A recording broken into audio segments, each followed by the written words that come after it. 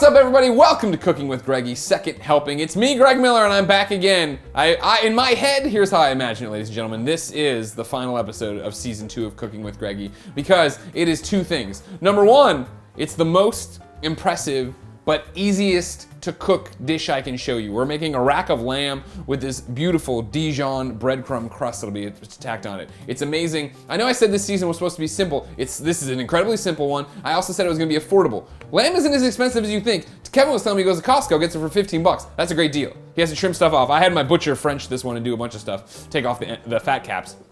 Even that, 30 bucks. But here's the thing about it.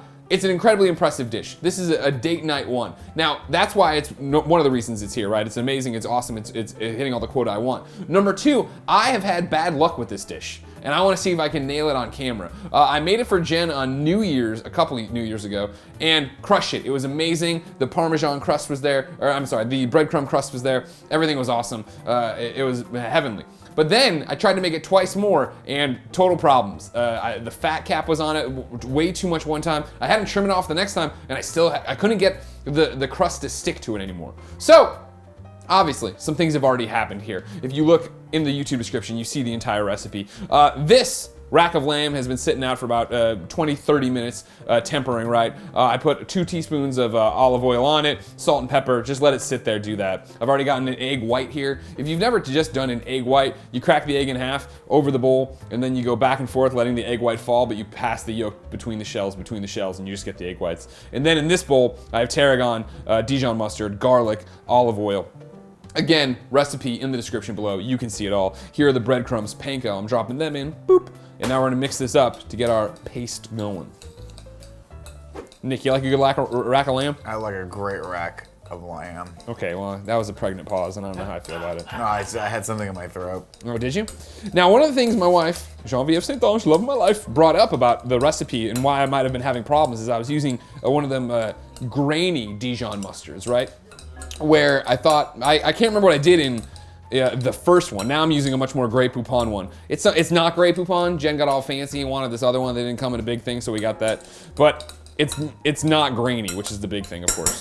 So I don't have those big mustard grains in there to maybe throw it off. So it's a gamble here. Here's what I'll tell you.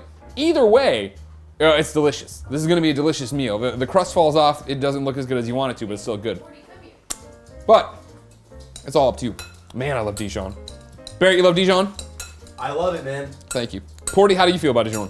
You come to join me on this show. Ow, ow, ow. Thank you, big Kev dog.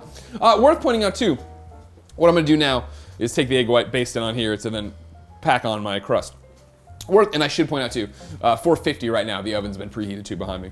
Worth pointing out, this recipe actually comes from the Blue Apron Cookbook. Not the Blue Apron stuff you get at home, which I do use and love, but actually the Blue Apron Cookbook that I never would have known about if it wasn't for one cool Greg Geddes, who knows how much I love Blue Apron, and when he saw they were doing a book signing for the cookbook, pointed it out to me months in advance, at which point I pre-ordered the cookbook and did not go to the book signing.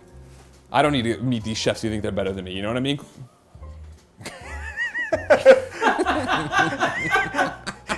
You understand me? That started off so positive.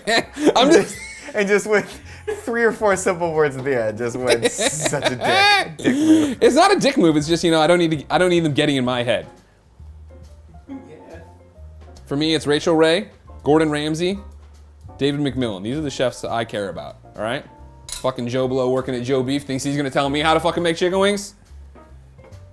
Wait, not Joe Beef. Blue Apron, right? That's the one I hate. I like Joe Beef. I digress. All right, so egg batter's on, or egg coating is on there, right? And then it's the fun part of getting your mixture in here the way you like it, and then bringing it aboard, you know what I mean? I like to try to get a lot on and then pack it on. So I go like this. Kevin's supervising, he's liking this, where I'm at right now. Going that way, right? Beautiful, beautiful. And then, yeah. And I'm a man who likes a good coat. It's like I'm a cat, Nick. I'm making biscuits, you know? Yeah, no, it makes sense. Yeah, that's how, you know how when cats sit there and knead? It's making muffins. Is that what they call it? Where you come from? Yeah. I think it's very regional into what you call when a cat does that. Kneading the bread. Sure. I've never heard any of these terms. You're all psychotic. All right, so as you can see, we crushed it. This is one of, I think, the best coatings I've ever had. Maybe it was just the Dijon crystals that were a problem before. Now, as Kevin asked me to, he wants to try the egg wash on top of them, and I'm not one to stop Kevin. It'll brown it. Well, then I've never had trouble browning them before. Now it'll brown nicer. All right, cool. You want me to do? I'm gonna still do half of them. Not because I don't believe you. First try. I believe you. So I'm gonna do these guys here. These 4 are getting more egg bath. Yeah. Yeah. Barrett, I need you to remember it's these guys, the ones closest to you. I don't know if I'm gonna remember that. Barrett, the We'll ones give that, you an instant replay. Thank you. Ooh. Echo. Stop. Echo. Play Hall & Oates. Maneater. Maneater by Daryl Hall and John Oates from Spotify.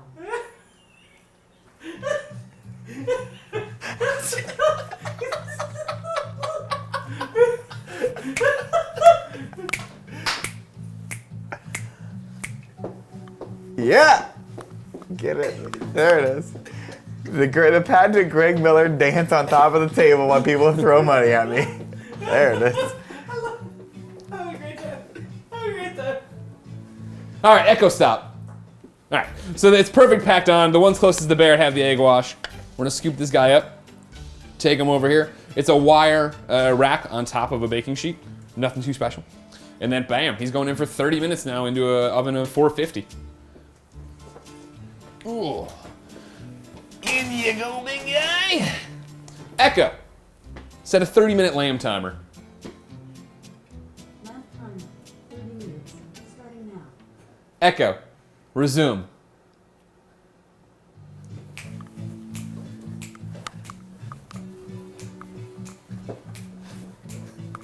All right, so it's been a little over 30 minutes. The lamb should be done. We're gonna reach in here, see how it came out, if there's any difference. Of course, the side closest to Barrett. Oh my goodness, look at that. Look at this, ladies and gentlemen. This is what I'm talking about. So easy, so delicious looking. I noticed no difference. Kevin, Wait till you cut it. I see no difference. Wait till you cut it. All right, well, we're gonna let this actually sit and rest for like another 15, 20. So we're gonna put it over here. You might see in a future episode of Cooking with Greggy, just chilling over there. Now you understand how time works. So it's gonna rest for 15 or 20, and then we'll cut it open. All right, moment of truth. We've let the rack of lamb rest. Kevin and I have already looked at it. It seems again like my coating has popped up. What's gonna happen, we don't know. Jen said to use this knife, which is serrated. I don't know if I agree with that, but she's my wife, so I have to try. And then I brought another knife in. Now again, what I will say is, ooh, we're stuck to the bottom. It looks great, right? You look at it, a great coating on it. We already lost the front piece, you know what I mean? Son of a bee. But that's what I'm talking about all the time. You can't let it stop you, ladies and gentlemen.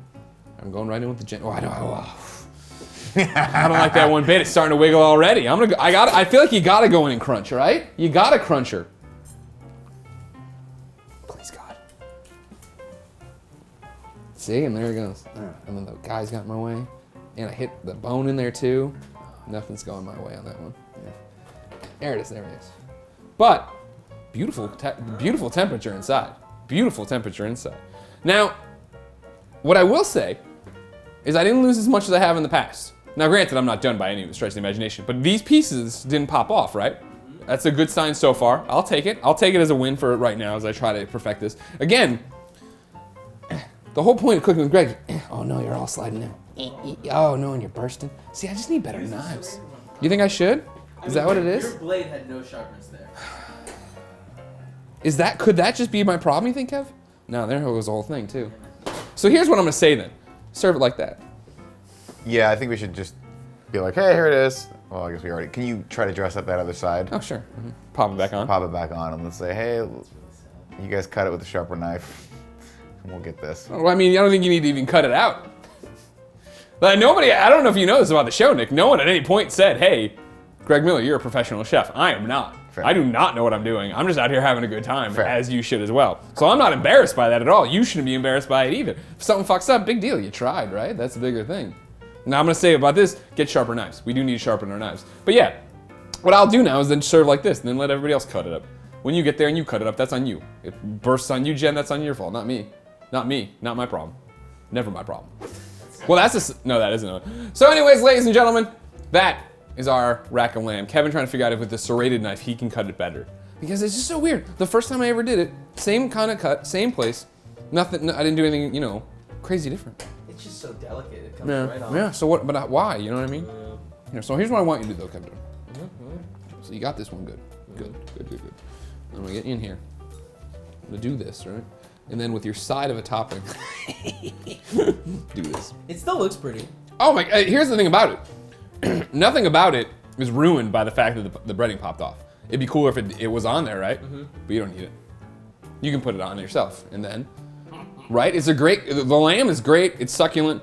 Well, I haven't tried it, but that's how it usually is. And then I love the breading, which I've been eating off the cutting board while you guys were taking photos. I begged you to look at mine first. The lamb is so succulent that it's got duck-like texture. Right? Wow. It's a great recipe. I don't know what I'm doing wrong. Please, everybody, tweet this video at Blue Apron and say, what is he doing wrong? Is it just his dumb, dull knives that couldn't even cut Kevin? I'm gonna try to stab you real soon. Yeah. Oh my God, right? Lamb lollipops, it's the best. Ladies and gentlemen, I want your opinion on what I did wrong. I want your opinion on how I can make this recipe better. Let me know in the comments below. But more importantly, take this to heart. Big deal. It didn't come out the way I wanted it to. I ain't crying. Still delicious. Kevin and I are still having a great dinner party over here. You could too. Well, I gotta take Kevin to the emergency room now. Until next time, it's been our pleasure to serve you.